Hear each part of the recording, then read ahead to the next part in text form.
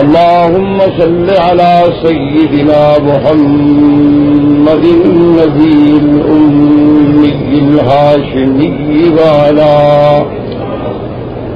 وعلى آله وأصحابه نجوم الهدى. أما بعد فقد قال الله تبارك وتعالى في القرآن المجيد والفرقان الحميد: أعوذ بالله من الشيطان الرجيم. بسم الله الرحمن الرحيم.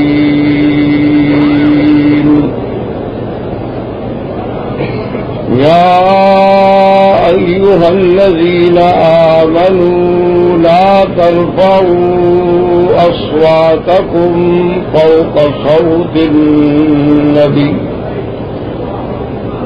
ولا تجهروا له بالقول كجهر بعضكم لبعض أن تحبط أعمالكم وأنتم لا تشعرون.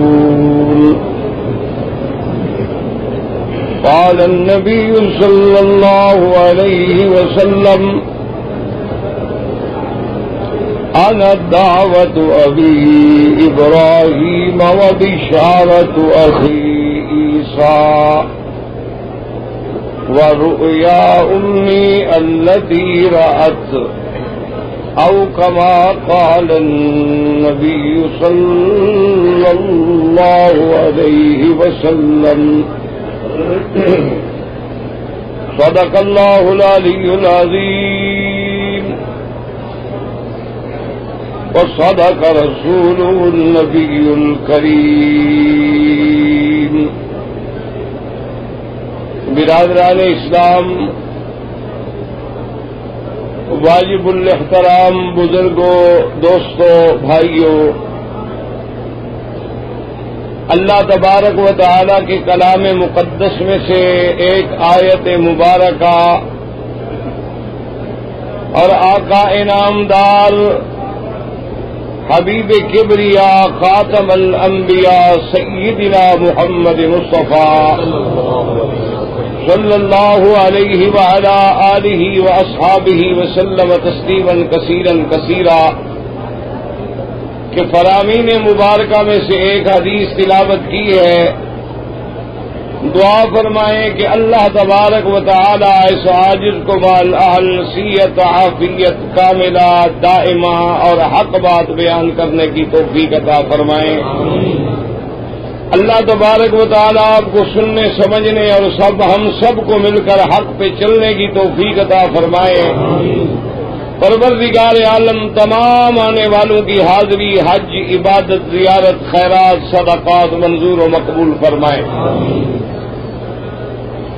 میں نے آداب زیارت مدینہ منورہ کے بارے میں کچھ باتیں عرض کی تھیں اور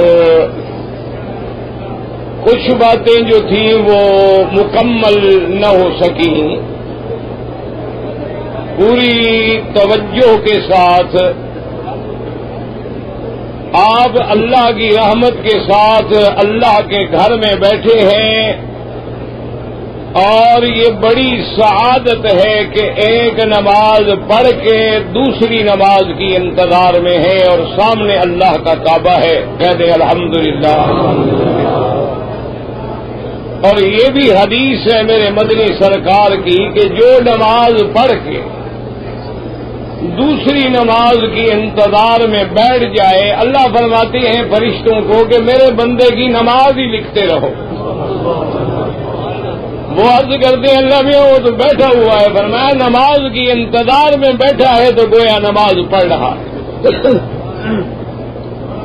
میں نے کل یہ عرض کیا تھا سیدنا علی رضی اللہ تعالی عنہ کا فرمان کہ آپ نے ارشاد فرمایا تھا کہ میرے بارے میں دو جماعتیں جو ہیں وہ ہلاک و برباد ہو جائیں گی.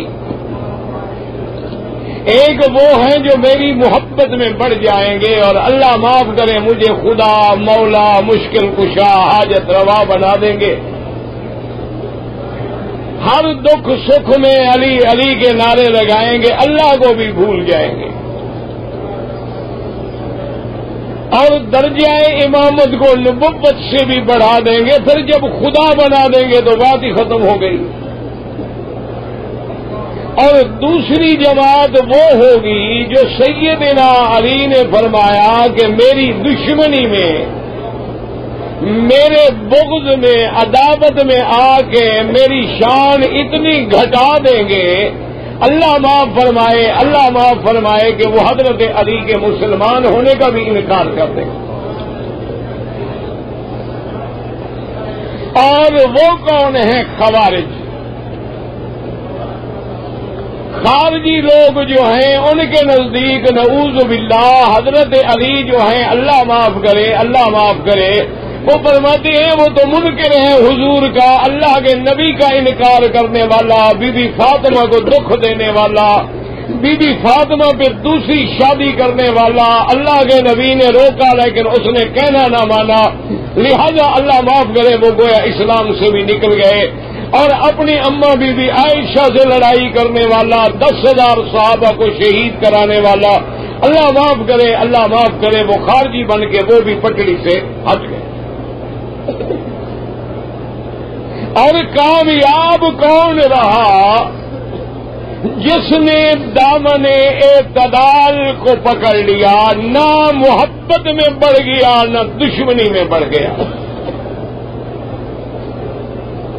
جس نے یہ عقیدہ رکھا کہ حضرت علی ابن ابی طالب ہیں اور بچوں میں سب سے پہلے اسلام لانے والا ہے، اور ابن ام محمد مصطفیٰ ہے، داماد محمد عربی ہے، اور خلیفہ راشد ہے، برحق ہے، اور ہر مسلمان اور مومن کی محبت کی پہچان ہے، اور اللہ کے نبی کا تابع فرمان ہے، اور ساری زندگی قرآن و حدیث پہ چلنے والا ہے، اور وہ بی بی فاطمہ کے ساتھ بھی محبت فرمانے والے ہیں، حسن و حسین کے ابا ہیں، اور اللہ نے ان کو اتنی بڑی شان بخشی ہے کہ جو اور صحابہ میں کسی رشتہ دار کو شان نہیں مل سکی، وہ الحمدللہ کامیاب ہو گئے۔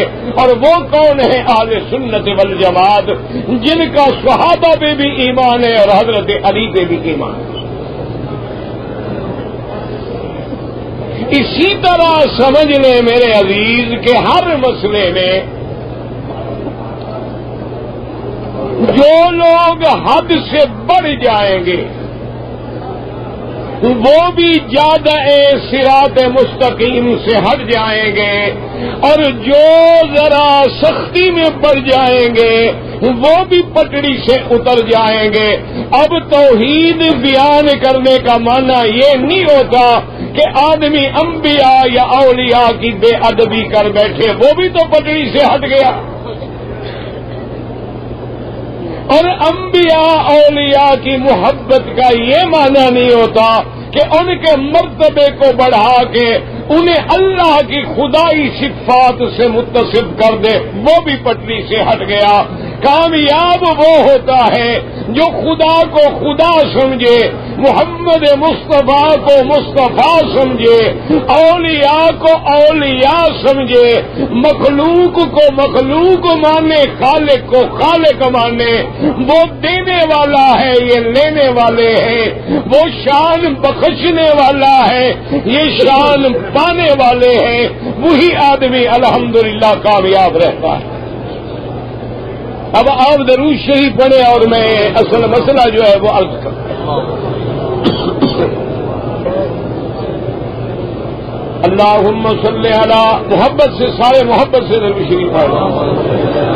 یہ مسئلہ میرے بھائی کہ مدینہ منورہ جانے کے لیے ہم نیت کیا کریں، یہ خالص علمی مسئلہ ہے جس میں کسی اختلاف کرنے کی کوئی ضرورت نہیں ہے، نہ جھگڑے کی ضرورت ہے، نہ سر پھٹپل کی ضرورت ہے، بات سمجھنے والی ہے۔ اب دیکھیں کہ حدیث میں آتا ہے کہ حضور کو جب معراج ہوا ہے تو حضور حرم میں تھے۔ دوسری حدیث میں ہے کہ حضور بی بی ام ہانی کے گھر میں تھے۔ تیسری حدیث میں ہے کہ حضور حتیم میں تھے،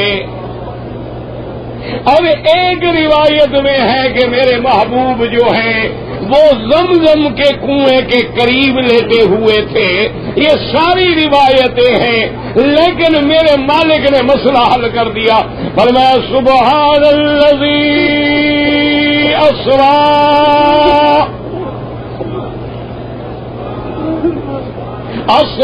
بعبدہ لیلا من المسجد الحرام إلى المسجد الأقصى۔ اللہ نے فرمایا پاک ہے وہ ذات جس نے سیر کرائی اپنے عبد، اپنے پیارے نبی سیدنا محمد مدنی صلی اللہ علیہ وسلم کو مسجد حرام سے مسجد اقصی کی طرف میں۔ اللہ نے قرآن میں نہ بیت ام ہانی کا نام لیا ہے، نہ حتیم کا نام لیا ہے، نہ زمزم کا نام لیا ہے، اللہ نے مسجد الحرام کا نام لیا ہے۔ جب مسجد الحرام کا نام آ گیا، سارا حرم مسجد الحرام ہے، سارا مکہ مسجد الحرام ہے، ام ہانی کا گھر بھی مسجد الحرام ہے، چاہے زمزم بھی مسجد الحرام ہے، حتیم بھی مسجد الحرام ہے۔ سارے مسئلے ایک لفظ میں اللہ نے حل فرما دیے۔ اللہ نے مکے کا نام نہیں لیا، اللہ نے مکہ کا نام نہیں لیا، اللہ نے البلد الامین کا نام نہیں لیا، اللہ نے کعبے کا نام نہیں لیا، اللہ نے مسجد الحرام الی المسجد الاقصی الذی بارکنا حولہ لنریہ من آیاتنا انہ هو السمیع البصیر۔ اللہ نے یہاں بھی مسجد الحرام اور آگے بھی مسجد الاقصی کا نام لے لیا ہے۔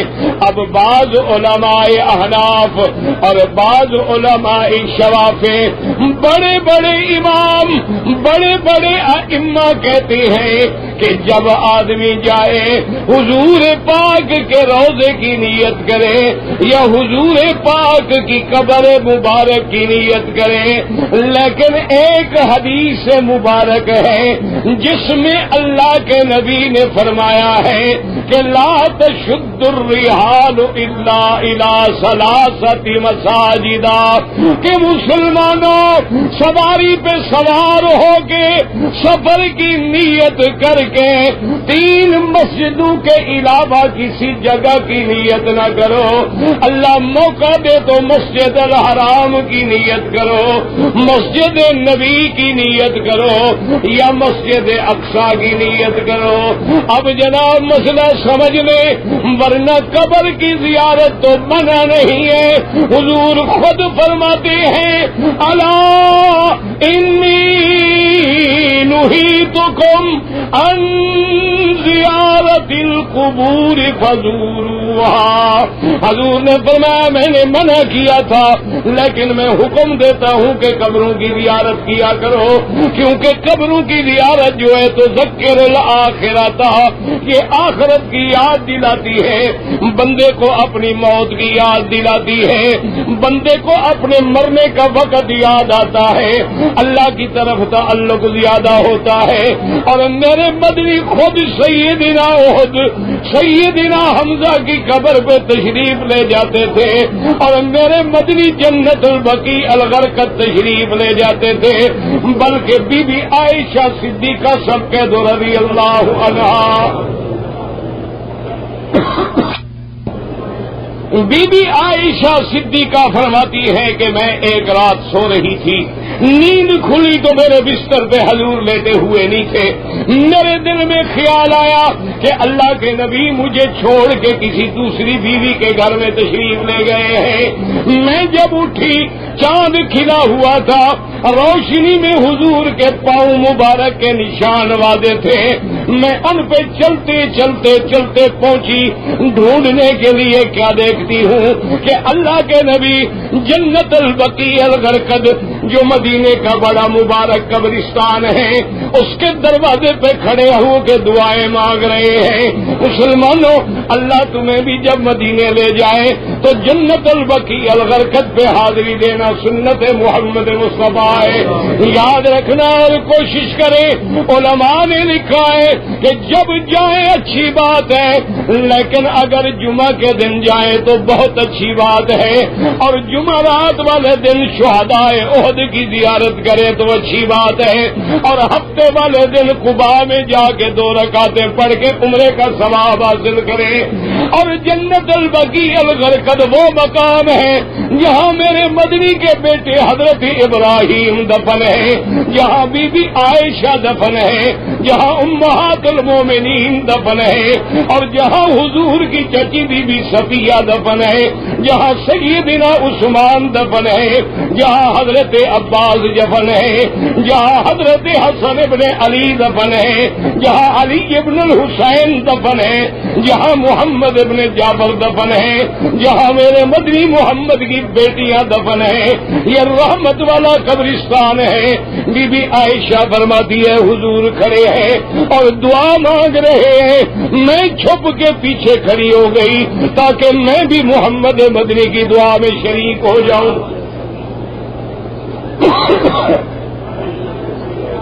سب کہہ دو صلی اللہ علیہ وسلم، جب حضور کا نام آئے درود میں غفلت نہ کیا کرو۔ عائشہ فرماتی ہے حضور نے بڑی لمبی دعا کی اور میں پیچھے کھڑی رہی، آمین آمین۔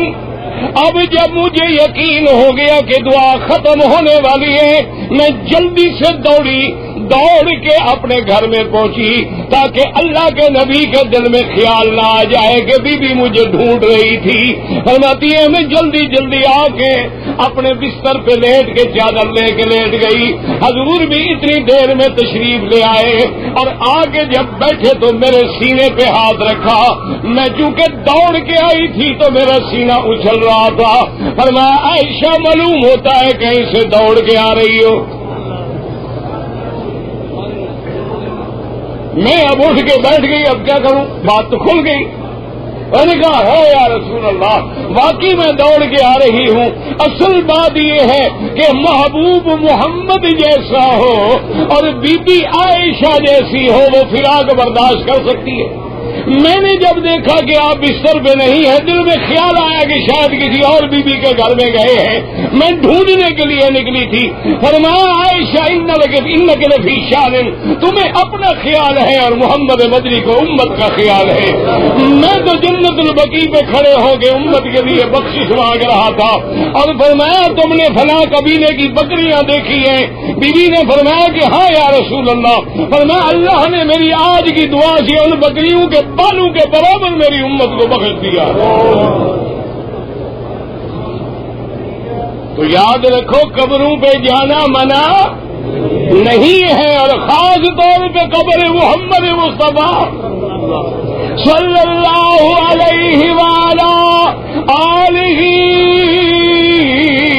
وأصحابه وسلم تسلیما. لیکن مسئلہ سمجھو کہ اس کے لیے سفر کرنے کی اجازت ہے یا سفر کرنے کی اجازت نہیں. اب بعض ائمہ نے اس حدیث مبارک کو سامنے رکھ کر یہ فیصلہ کیا کہ آدمی جب بھی نیت کرے تو مسجد نبوی کی نیت کر لے. اور یہی میں نے عرض کیا تھا اگر غور کرو تو مسجد نبوی کو شان کیوں ملی؟ نماز مسجد کو کیوں شان ملی ہے؟ اور مسجد اقصی میں حضرت داؤد اور سلیمان نبی آئے شان ملی، کعبے میں اسماعیل و خلیل آئے شان ملی، اور مدینے میں حبیب محمد عربی آئے تو شان ملی.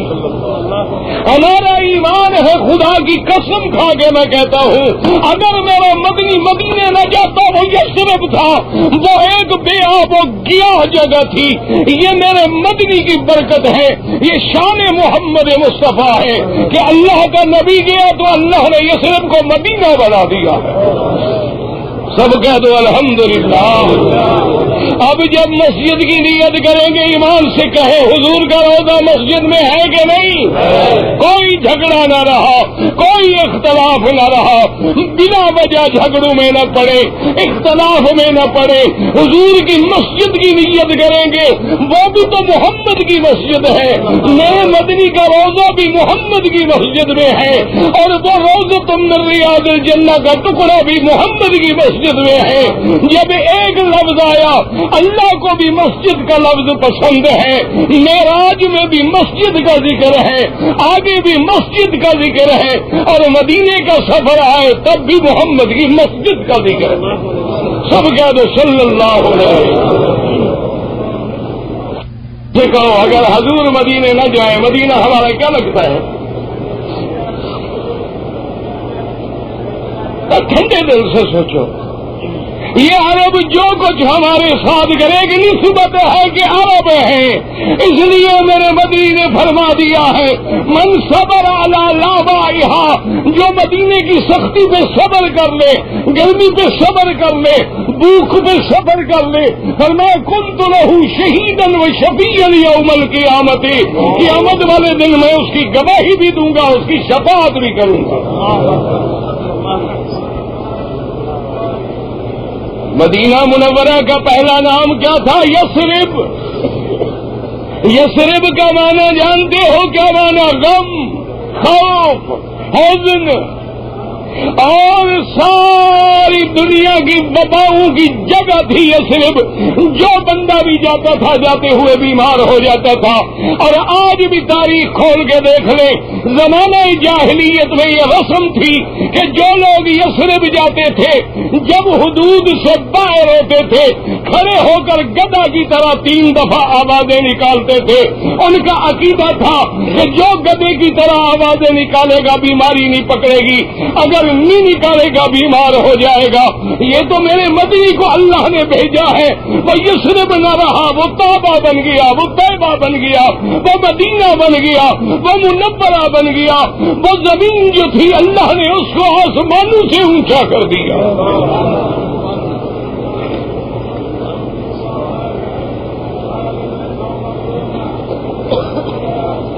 آج بھی حدیثیں کھول کے دیکھ لیں کہ جب حضور مدینہ آئے، اللہ تمہیں بھی نصیب کرے، اور دعا کریں اللہ ہمیں بھی نصیب کرے.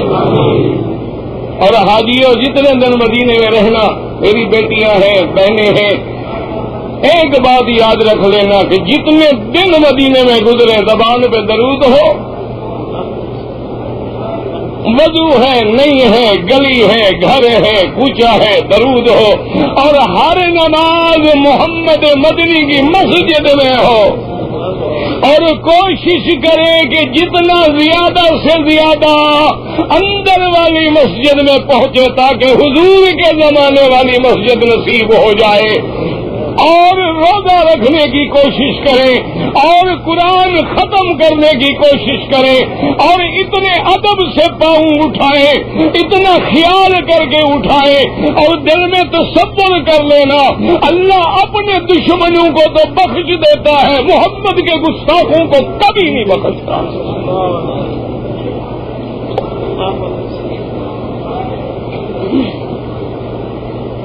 وہ بڑا نازک مقام ہے. اسی لیے کسی بزرگ نے کہا تھا نا، با خدا دیوانہ باشی، با محمد ہوشیار. خیال رکھنا یہاں بڑا جلال ہے لیکن غفور الرحیم ہے. وہ اپنے گستاخوں کو حضرت ابی ہریرہ آتے ہیں، سب کہہ دو رضی اللہ عنہ.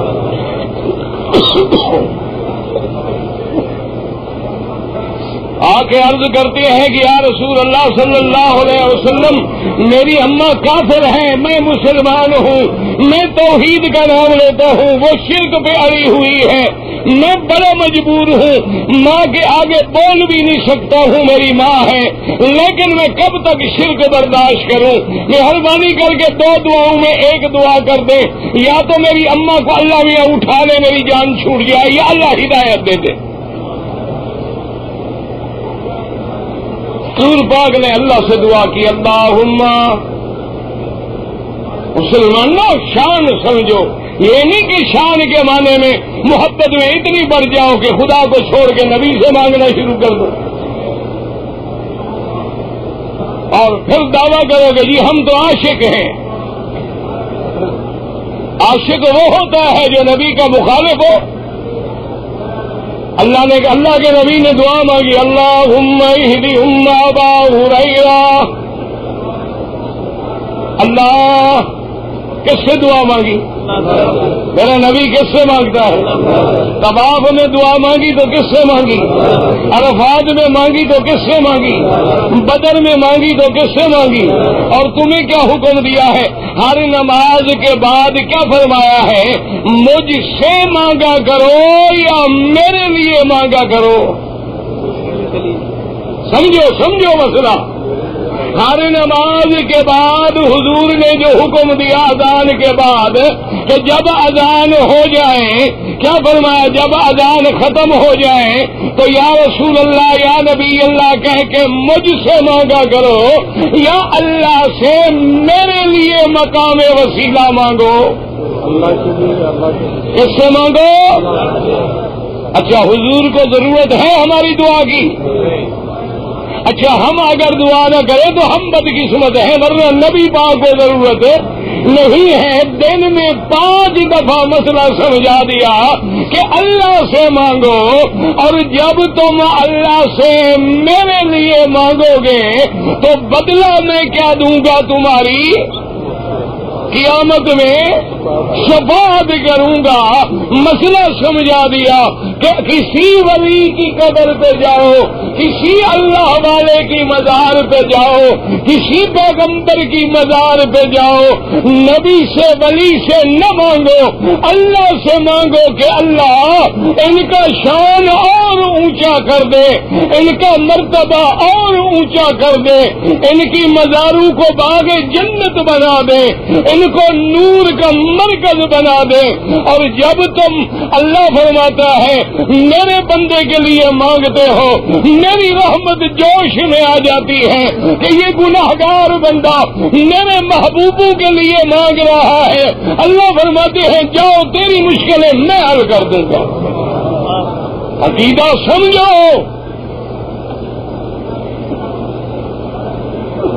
اب دیکھیں حضور دعا مانگ رہے ہیں ہدایت کی، کس سے مانگے؟ اللہ. کس سے؟ تم کس سے مانگو گے؟ ایمان سے کہو، سارا قرآن پڑھتے ہو. آدم نے جب دعا مانگی کس سے مانگی؟ ربنا ظلمنا انفسنا. یونس نے دعا مانگی کس سے مانگی؟ نوح نے دعا مانگی کس سے مانگی؟ حضرت ابراہیم نے مانگا تو کس سے مانگا؟ حضرت عیسیٰ نے مانگا تو کس سے مانگا؟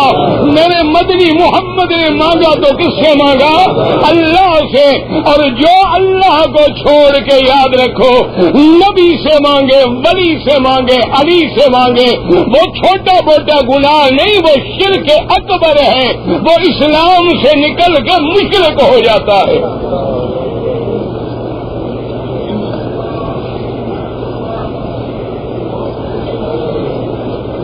اچھا میں آپ سے حاجی صاحبان ماشاءاللہ، اب تو آپ کو کافی دن ہو گئے مکے مدینے میں، ایک آپ سے مسئلہ پوچھتا ہوں، نبی ولی کیسے مانگتے ہیں؟ اللہ سے. اچھا ان کا دشمن کون ہے؟ شیطان. اللہ والوں کا سب سے بڑا دشمن کون ہے؟ اچھا شیطان کو جب اللہ نے ملعون کر دیا، مردود کر دیا، اس نے ایک دعا مانگی تھی کہ مجھے مہلت دی جائے اس وقت تک جب لوگ قبروں سے اٹھائے جائیں گے. ابلیس نے کس سے مانگا؟ ہاں جی. تو جو نبی اللہ سے مانگے، دشمن بھی اللہ سے مانگے، جو اللہ کو چھوڑ دے، یہ کون سی پارٹی ہے؟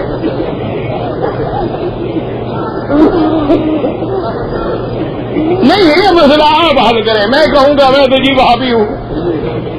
ہم تو سکہ بند مہر لگ گئی ہے وہابی کی. یہ آپ حاجی ہیں، کعبے میں بیٹھے ہیں ماشاءاللہ. یہ اللہ کا قرآن ہے، کسی ہیر رانجھے کی بات نہیں ہے. رب انظرنی الى یوم یبعثون.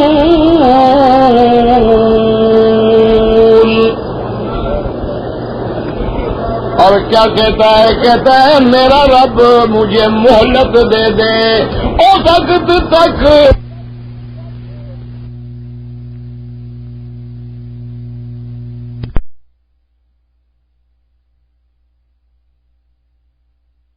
کے بعد تو پھر کسی پہ موت نہیں آئے گی تو میں بھی بچ جاؤں گا. اب اللہ سے مانگتے ہیں. اللہ نے فرمایا بدبختی انک من المنذرین الی یوم الوقت المعلوم. اللہ نے فرمایا بدبخت تیری دعا میں نے سن لی، تجھے مہلت دیتا ہوں لیکن ایک وقت معلوم تک دیتا ہوں. وہ جب وقت آئے گا تو تجھے بھی میں فنا کر دوں گا. اب آگے قرآن پڑھ کے دیکھو کہ ابلیس قسم کھاتا ہے تو کس کی کھاتا ہے؟ کہتا فَبِعِزَّتِكَ لَأُغْوِيَنَّهُمْ أَجْمَعِينَ. مجھے تیری عزت و جلال کی قسم ہے میں تیرے بندوں کو گمراہ کروں گا. ابلیس مانگے تو اللہ سے اور قسم کھائے تو اللہ کی کھائے.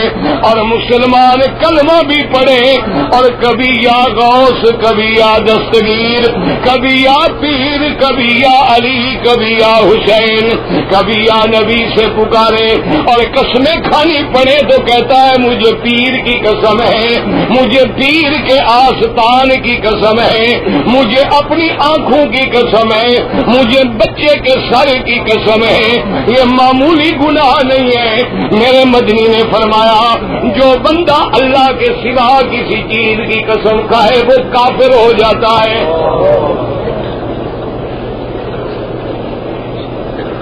اللہ اکبر. درود شریف پڑھیں اور درود پڑھیں، محبت سے درود شریف پڑھیں. اب سمجھو مسئلہ، توجہ ادھر رکھو، بس یہ ہوتا رہے گا. اللہ کے گھر کا طواف بھی چلتا رہے گا. اور یاد رکھو جب تک کعبہ ہے یہ دنیا ہے. اگر کعبہ نہ ہو تو پھر دنیا بھی نہیں ہوگی. اس لیے دعا کریں اللہ اس گھر کی عظمت کو، عزت کو، شان کو قیامت تک دوبالا کر دے. اور جتنے حج پہ آئے ہو دعا کرو اللہ اسی طرح ہمیں آئندہ بھی جمع فرمائے، اسی طرح خدا اپنے گھر میں لے آئے. عرفات کی حاضری نصیب فرما دے، محمد مدنی کی مسجد کی حاضری نصیب فرما دے اور حضور کی محبت و غلامی نصیب فرما دے. حضور نے دعا کی اللہم اہد ام ابا ہریرہ، میرا اللہ ابی ہریرہ کی اماں کو ہدایت دے دے. حضرت ابی ہریرہ فرماتی ہے میں واپس آیا تو میرے گھر کا کواڑ بند ہے. میں کھڑا ہو گیا، میں دیکھتا ہوں کہ پانی بھی بہ رہا ہے. تھوڑی دیر کے بعد دروازہ کھلا ہے. میری بوڑھی اماں جو تھی غسل کر کے کپڑے پہن کے تیار بیٹھی ہے اور پوچھتی ہے ابھی ہریرہ تیرے مدنی کا دربار کھلا ہوگا کہ نہیں کھلا ہوگا. میں نے کہا اماں جان تجھے میرے مدنی کے دربار سے کیا تعلق ہے؟ فرمایا ابو ہریرہ آپ مجھے پریشان نہ کر، میں مدنی کے ہاتھوں پہ کلمہ پڑھنا چاہتی ہوں محمد مصطفیٰ کا.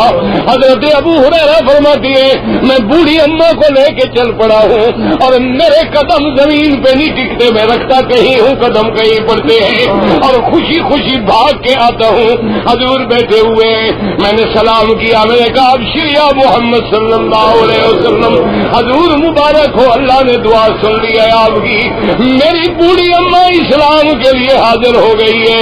حضور نے فرمایا ابو ہریرہ تو نے بوڑھی اماں کو کیوں تکلیف دی، محمد جا کے کلمہ پڑھا دیتا صلی اللہ علیہ وسلم۔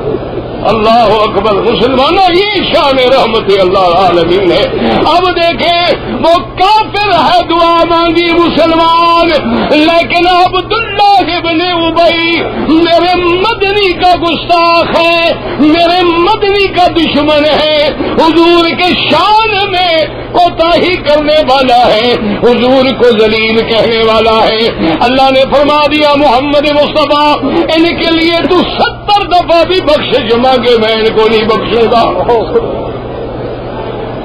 اس لیے جتنے دن مدینے میں رہے ادب سے رہے، مدینہ مدینہ کیوں بنا ہے۔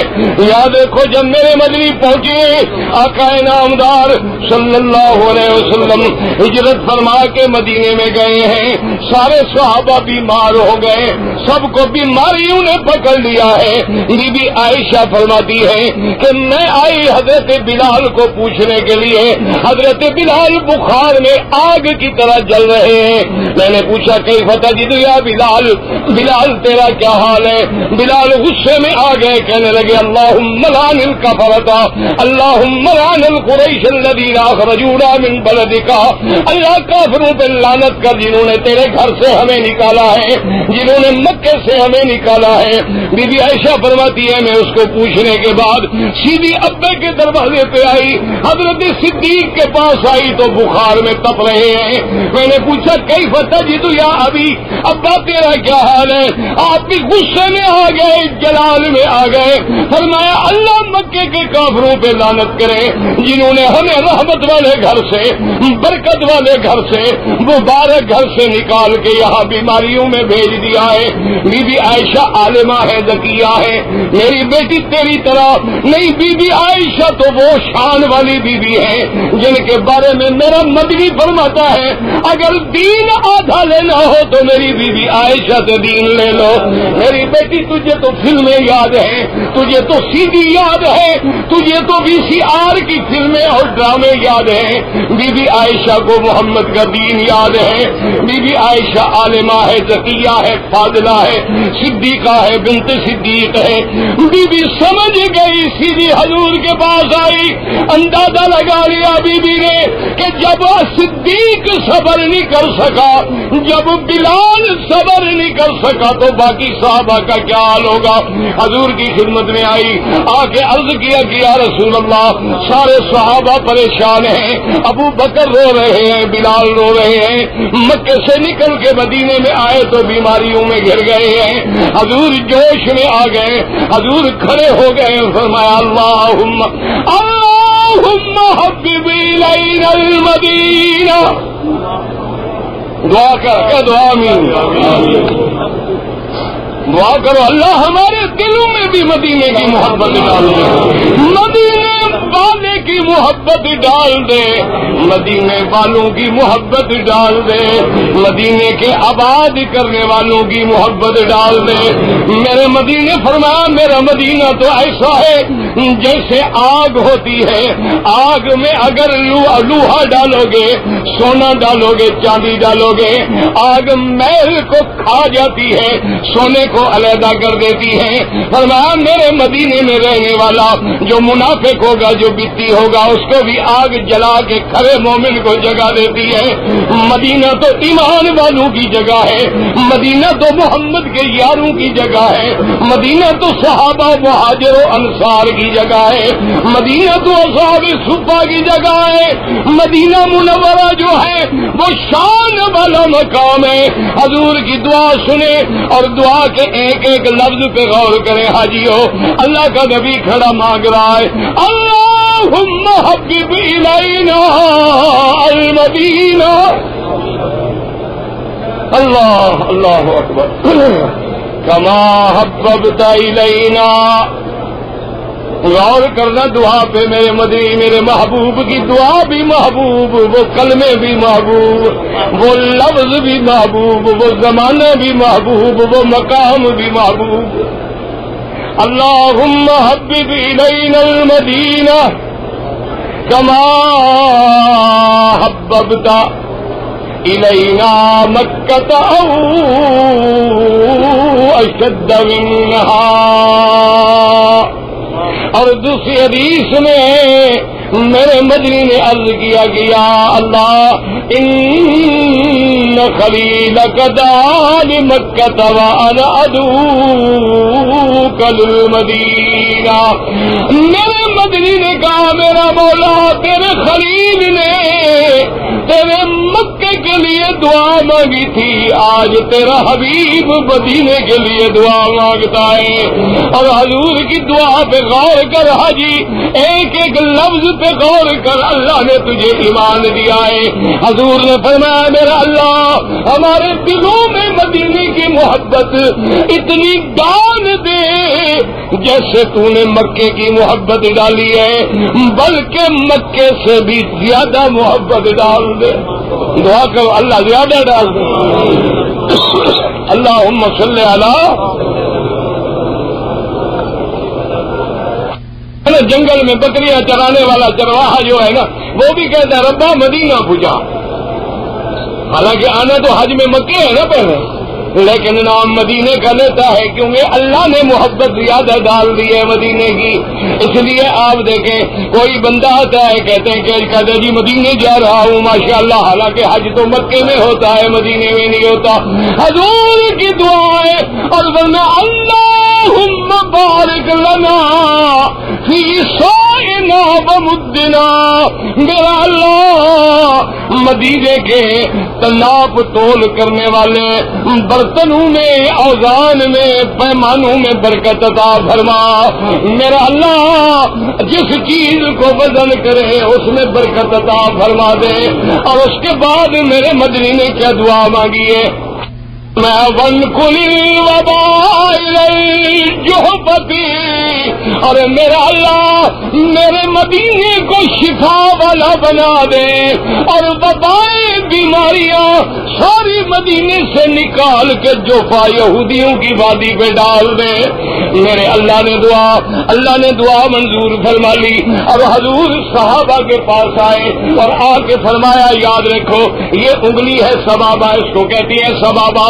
حضور نے فرمایا یہ انگلی لے لو اور ایسے زبان پہ لگا کے مدینے کی مٹی پہ لگا لو اور پڑھ لو بسم اللہ بتربت ارضنا بریقت بازنا اللہ یشفی سقیمنا۔ اللہ کے نبی نے فرمایا پڑھ لو صحابہ، ایسے لگا لو تھوڑی سی مٹی اور کہہ دو مولا اس مٹی کو لگا کے رہے، شفا دینے والا تو ہے، تو شفا کا سبب بنا دے۔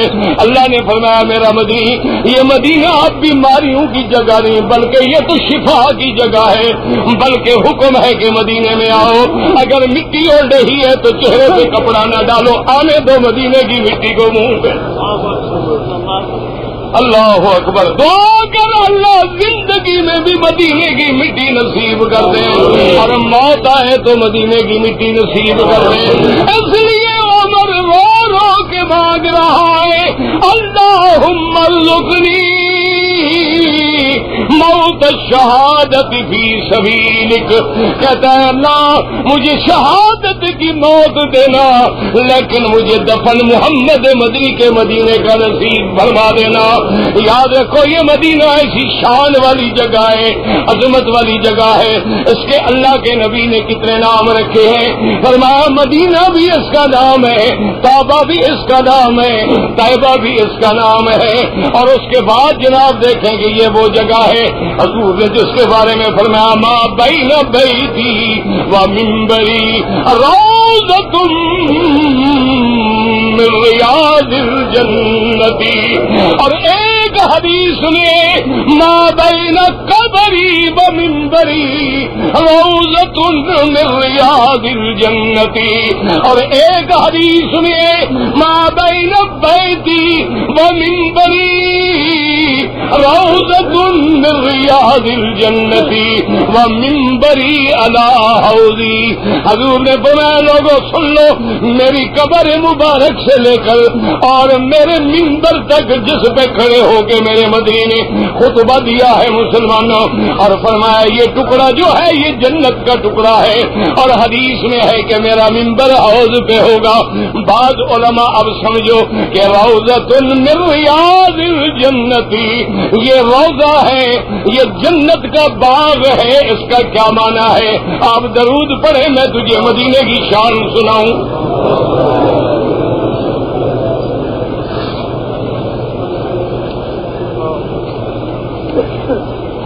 یاد رکھ لو حاجیوں، میرے عزیز بھائیوں بزرگوں، یہ دنیا تومتیں لگاتی ہے، یہ وہاں بھی ہیں، نجدی ہیں، مکے والے ہیں، نبی کی شان مدینے کی شان خبردار نہیں، جتنی الحمدللہ ان کے دل میں محمد کی محبت ہے، ادب ہے، اللہ سب کو نصیب فرما دے۔ ان کا جو بہت بڑا شیخ الاسلام ابن القیم ہے، اللہ اس کی قبر پہ رحمت کرے، وہ فرماتے ہیں زیارت کرنے والا جب مدینے میں جائے تو خیال کر کے جانا، ایسے سمجھنا فَكَأَنَّهُ زَارَ نَبِيٌّ حَيٌّ نَاطِقٌ مُتَكَلِّمٌ، ایسے گمان کرنا جیسے محمد کی زندگی میں حاضری دے رہا ہوں، اتنے ادب کے ساتھ کھڑے ہونا، لیکن کہتے ہیں خبردار خیال کرنا میرے مدنی کی مزار پہ جا کے کبھی بدعت نہ کرنا، کبھی جالیوں کو نہ چومنا، کبھی روضے کی طرف سجدہ نہ کرنا، کبھی اللہ کے سوا کسی غیر سے نہ مانگنا، اور کبھی بار بار حاضر ہونے کی ضرورت نہ کرنا، چونکہ مقام ادب ہے۔ دور سے بیٹھ کے درود پڑھتے رہو، قرآن پڑھتے رہو مدینہ منورہ میں۔ اب سمجھے مسئلہ، حضور نے فرمایا کہ یہ ٹکڑا جو ہے روضۃ من ریاض الجنت، یہ جنت کے باغوں کا ٹکڑا ہے، اس کا کیا معنی ہے؟ بعض علماء فرماتے ہیں اس کا معنی یہ ہے کہ جو یہاں عبادت کرے گا اللہ اس کو جنت کے باغوں میں داخل کریں گے۔ ایک ترجمہ علماء نے یہ کیا ہے، اور بعض علماء کہتے ہیں یہ تشبیہ ہے، جیسے کہہ دیتی ہیں کہ فلاں ایسے بہادر ہے جیسے شیر ہو، حالانکہ وہ شیر تو نہیں ہوتا، معنی یہ ہے کہ گویا یہ بھی جنت کے باغوں کی طرح ہے، جیسے کہ ایک حدیث پاک میں آتا ہے حضور نے فرمایا اذا مررتم بریاض الجنت فارتعوا، قیل یا رسول اللہ وما ریاض الجنت قال حلق الذکر، صحابہ کو حضور نے فرمایا جب جنت کے باغوں سے گزرو تو کچھ چر لیا کرو۔ صحابہ نے پوچھا حضور وہ جنت کے باغ کیا ہے؟ فرمایا جہاں اللہ کے قرآن کا ذکر ہو، نبی کی حدیث کا ذکر ہو، وہ جنت کے باغ ہیں۔ اور اسی طرح ایک حدیث میں آتا ہے میرے مدنی پاک نے فرمایا تھا، میری بیٹیاں اس حدیث کو یاد کر لیں، حضور نے فرمایا تھا کہ یا فاطمہ تسلیم والی ما شئت، حضور نے فرمایا بیٹی میری بیٹی فاطمہ جو زندگی میں مجھ سے مانگنا ہو مانگ لو، میں دینے کے لیے تیار ہوں، لیکن قیامت میں یہ نہ کہنا کہ میں نبی کی بیٹی ہوں، وہاں عمل کام آئیں گے، یا قبر روضۃ من ریاض الجنت او حفرۃ من حفر النیران، یا قبر جنت کے باغوں کا ٹکڑا بن جائے گا یا جہنم کے کھڈوں کا گڑھا بن جائے گا۔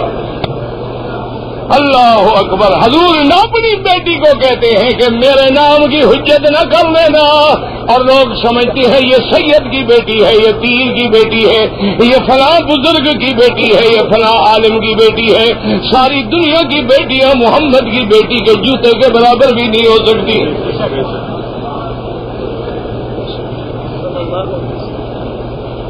اللہ اکبر۔ اب سمجھے مسئلہ جی، لیکن اللہ علماء متقدمین کی قبروں پہ کروڑوں رحمتیں فرمائے۔ مسلمانوں یاد رکھو، علماء نہ ہوتے تو کبھی تجھے دین نہ ملتا۔ ایمان سے کہو کعبے میں بیٹھے ہو، آج جو لوگوں کے دل میں محبت ہے، دین ہے، نماز ہے، حج ہے، روزہ ہے، زکات ہے، ایمان سے کہو تمہیں یونیورسٹی نے سکھایا ہے؟ ہاں جی، ریڈیو نے سکھایا ہے؟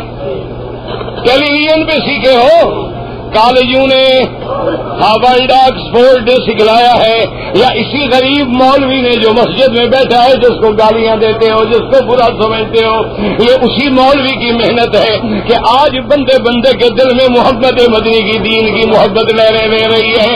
اگر یہ علماء نہ ہوتے، یہ مولوی نہ ہوتے، یہ نماز پڑھانے والے نہ ہوتے، خدا جانے تیرا میرا کوئی جنازہ بھی پڑتا یا اٹھا کے ایسے قبروں میں گاڑ دیتا، کیونکہ ہمارے بچوں کو تو ماشاءاللہ ماں باپ نے جو سکھایا ہے، اب باپ کا لفظ کہنا بھی حرام ہو گیا ہے، اس کے بدلے میں ڈیڈی آ گیا ہے، السلام علیکم کا لفظ بھی ختم ہو گیا ہے، ٹاٹا آ گیا ہے، فی امان اللہ کا لفظ بھی ختم ہو گیا ہے، بائی بائی آ گیا ہے، اب ہیلو کا زمانہ بھی ختم ہو گیا، ہائی ہائی آ گیا ہے، خدا جانے کیا بلا ہے۔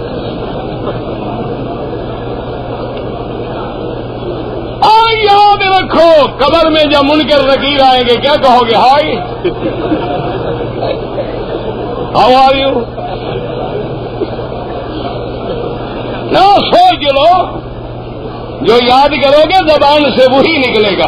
حضرت قاضی احسان احمد اللہ ان کی قبر پہ رحمت فرمائے، وہ فرماتے تھے میں چھوٹا ہوتا تھا، چھوٹا بچہ تھا، جب گھر میں آتا تو میری ماں کہتی بیٹا پڑھو لا الہ الا اللہ محمد رسول اللہ، میں پڑھتا لا الہ الا اللہ رسول اللہ، جب میں سو جاتا اٹھاتی، مجھے چھوٹا سا بچہ ہے، اٹھتا نیند سے تو کہتی بیٹا جلدی پڑھو لا الہ الا اللہ محمد رسول اللہ، میں اندر جاتا، گھر جاتا، باہر آتا، ایک دن میں تنگ آ گیا، میں نے کہا اما جان یہ کیا ہر وقت مجھے کلمہ پڑھاتی ہو؟ میں مسلمان ہوں الحمدللہ، مسلمان کا بیٹا ہوں، مسلمان میری ماں ہے، مسلمان میرا گھرانہ ہے، یہ ہر وقت لا الہ الا اللہ۔ فرمایا بیٹا ناراض نہ ہو، میں تیری زبان پہ کلمہ چڑھانا چاہتی ہوں تاکہ موت کے وقت بھی یہی کلمہ نکلے تیری زبان۔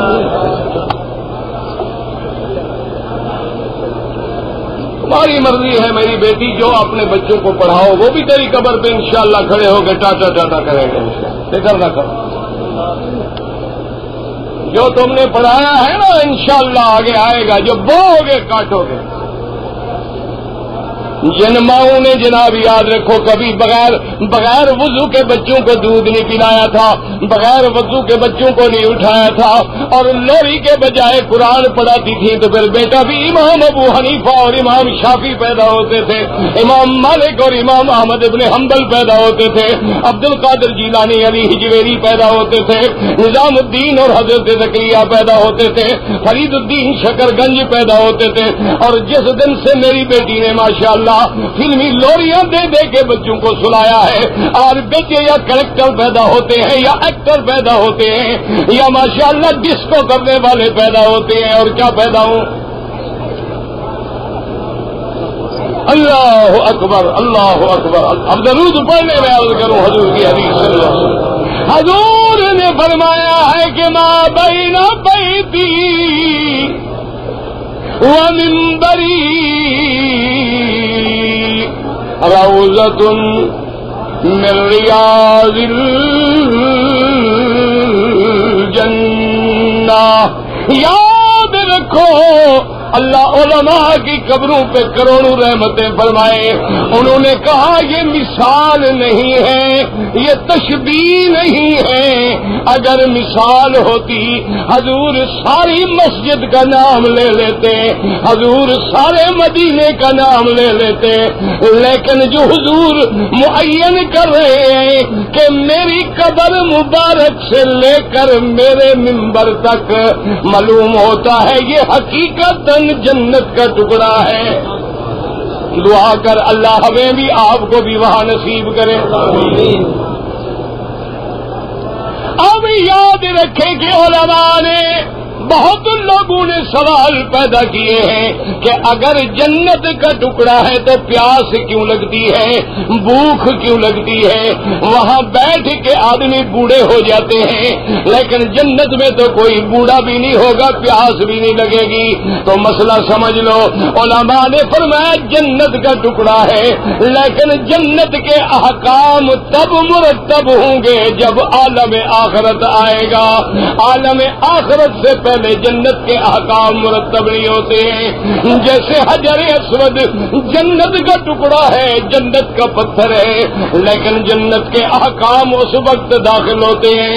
اسی لیے اللہ تبارک و تعالی جس کو قبر میں راحت دیں گے یا قبر میں عذاب دیں گے وہ گویا جنت جہنم کا نمونہ ہے، ورنہ حقیقی جنت اور جہنم جو ہے وہ مرنے کے بعد قیامت میں ملے گی۔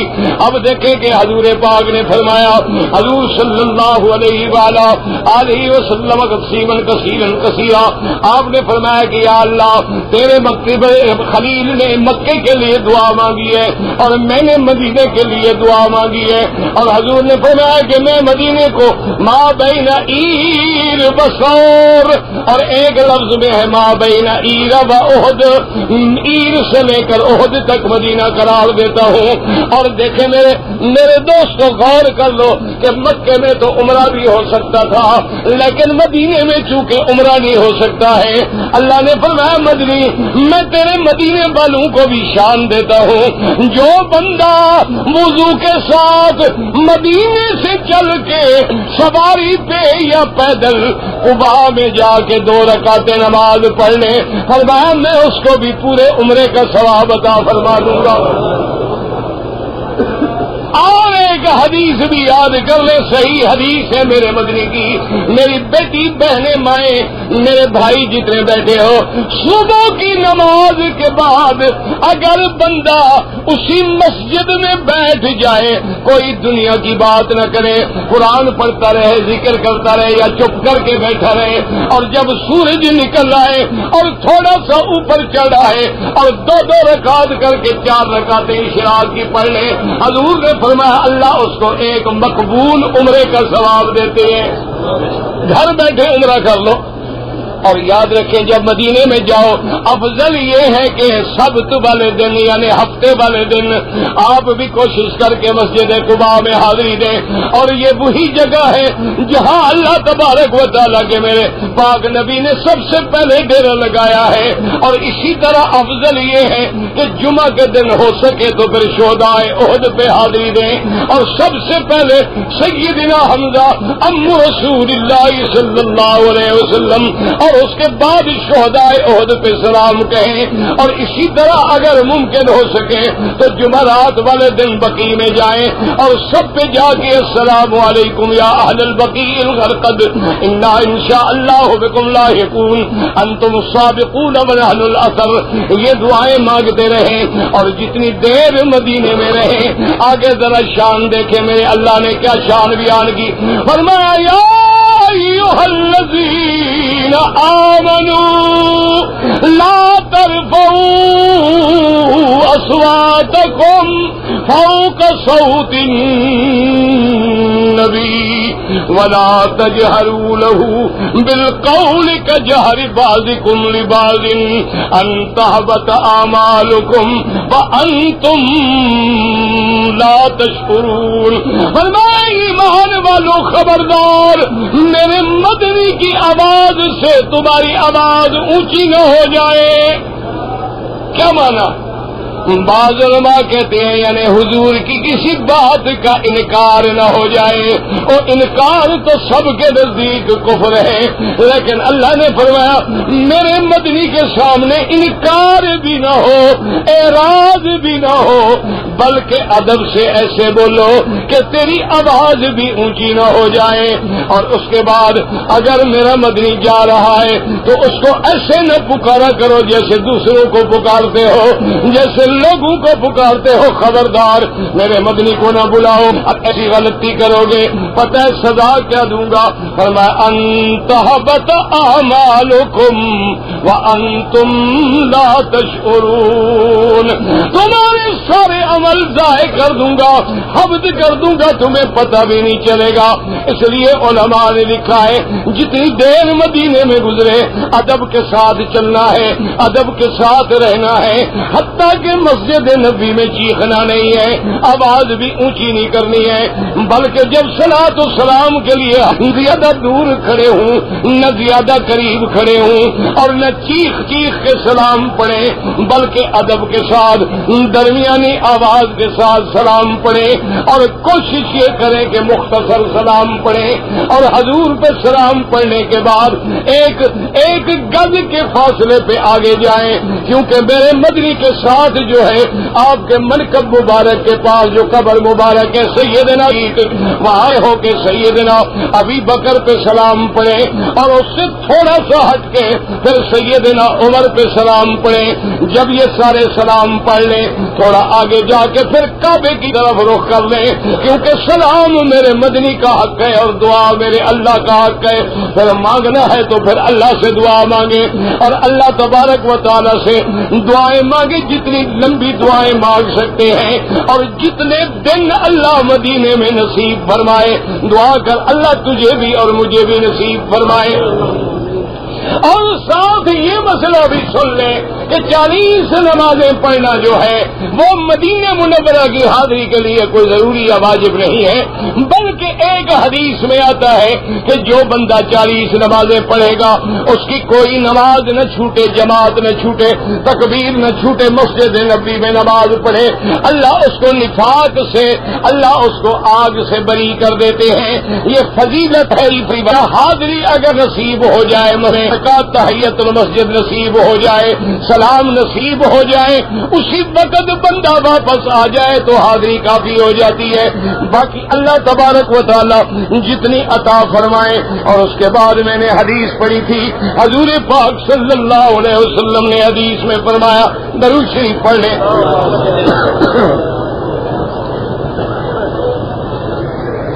حضور پاک صلی اللہ علیہ وسلم فرماتے ہیں کہ انا دعوت ابی ابراہیم۔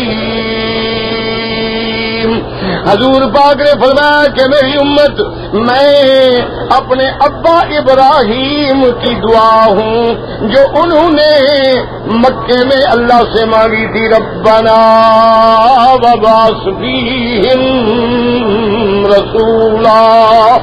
فرمانا دعوت ابی ابراہیم وبشارت اخی عیسیٰ، اور میں اپنے بھائی حضرت عیسیٰ کی خوشخبری ہوں جو قرآن بتلاتا ہے کہ مبشرم برسول اللہ